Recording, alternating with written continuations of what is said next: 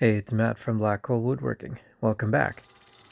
Today I'm making a bowl, starting out with a 1/2 inch spindle gouge. This has already been rough turned, and I'm doing the second turning. First thing I'm really doing is giving it the final shape that I like. So most of that is determined by the roughing stage, but now I get to fine tune it a little further.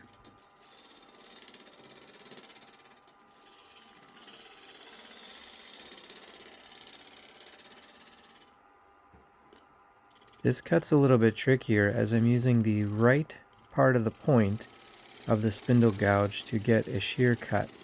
It's a very clean cut. It's a great surface to sand on afterward, but it does take some skill to get that aim right.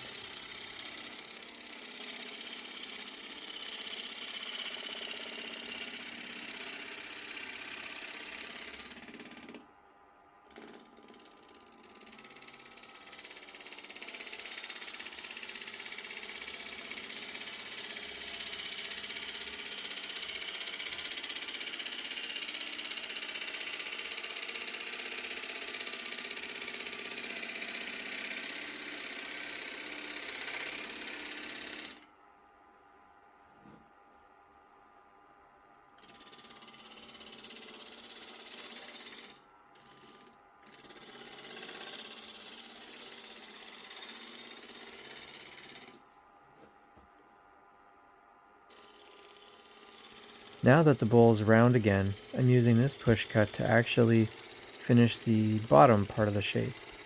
Let's call it the bottom 2/3. The top third is going to be a rim of sorts.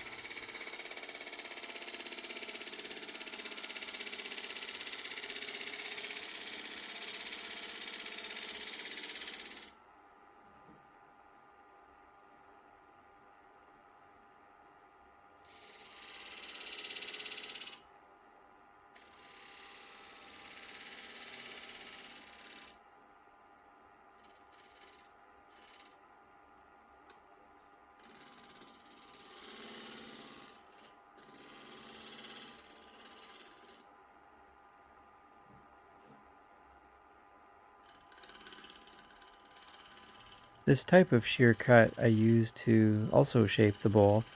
It's when I need to do fine adjustments. It's far easier to do that than to try and take another push cut like you saw earlier.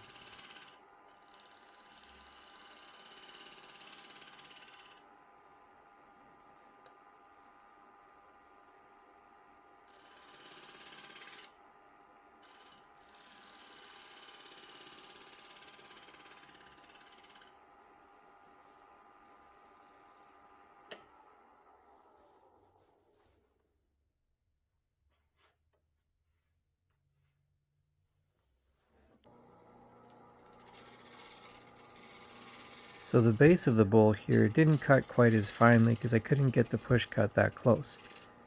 So I'm using a round nose scraper with a burr on it to get that little bottom part. Turns out that works pretty good. Usually if you tilt it on its side you get a bit of a shear angle also. And then back to the spindle gouge to tuck it right into the corner there. That does okay, but I can get the rest of that with sanding.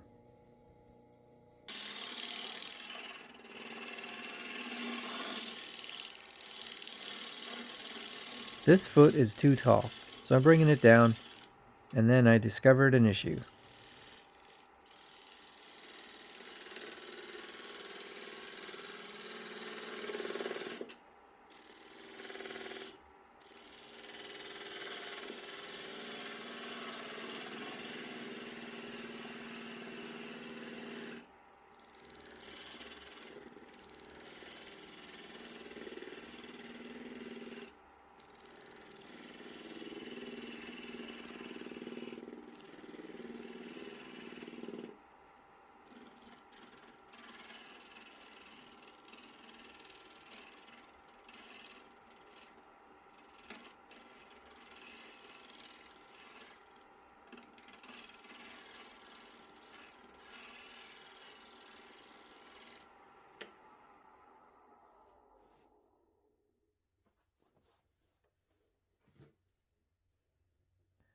The torn grain there is the least of my worries. It's that massive chip that I'm more concerned about.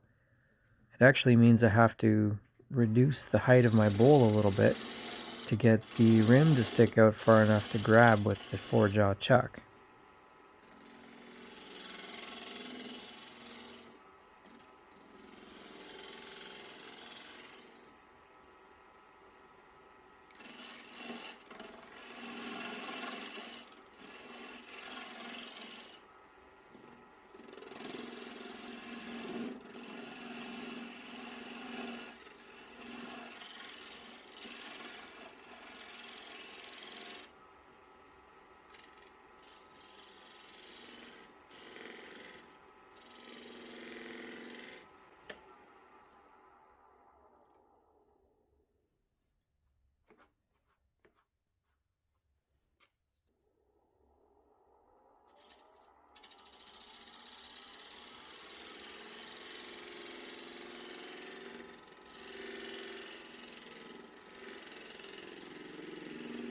Each time I lower the foot, I have to make sure I reduce the inside of the foot as well.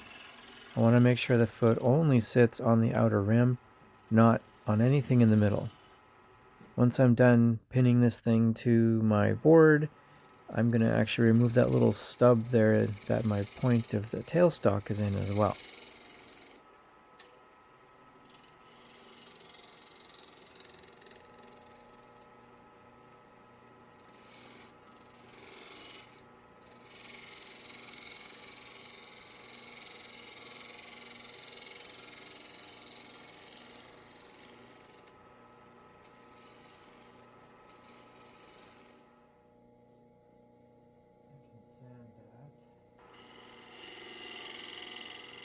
I'm using my 1-inch square end scraper to flatten out that bottom and to give it more of a crisp edge.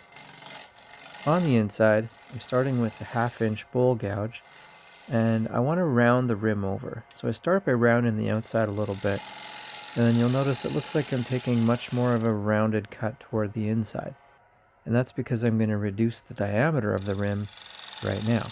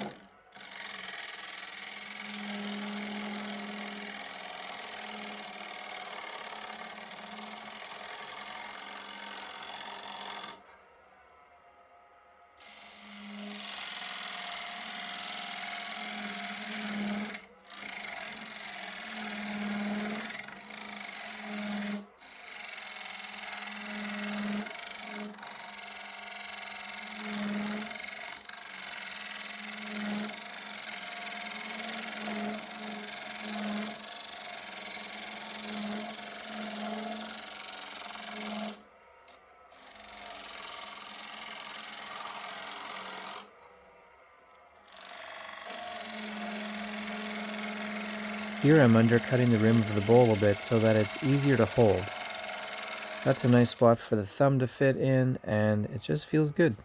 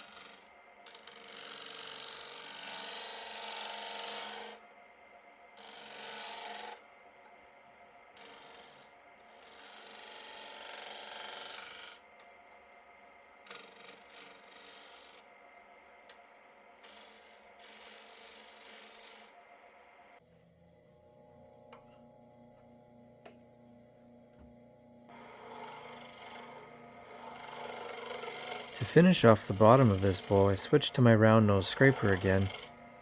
It's usually the better way to get at that bottom. My bowl gouges don't usually have the right angle. This bowl's big enough that I think it kinda did, but I usually need to refine with this scraper anyway. The finish I like best is really simple. It's walnut oil, followed by shellac, and then a top coat of beeswax. That's it. I like the walnut oil because it gives it a depth of color and richness that you don't get without it. I like the shellac because it's shiny and adds a bit of that polished look that I know my customers are looking for.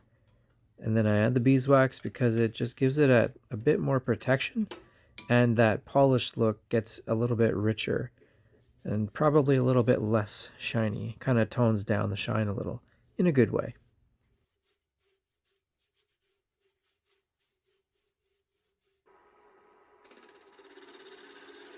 Now I'm trying to reduce that little knob that I'm pinning the bowl to the board with.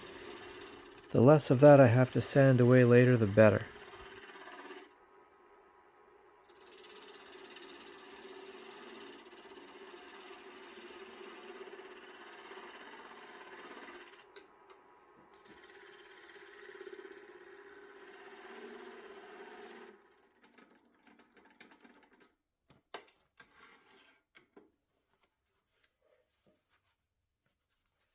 Not too terrible. Here's what it looks like in the end. I personally love the shape. I hope you guys do too. If you do enjoy the videos, please give it a thumbs up, shoot me a comment, and thanks for watching.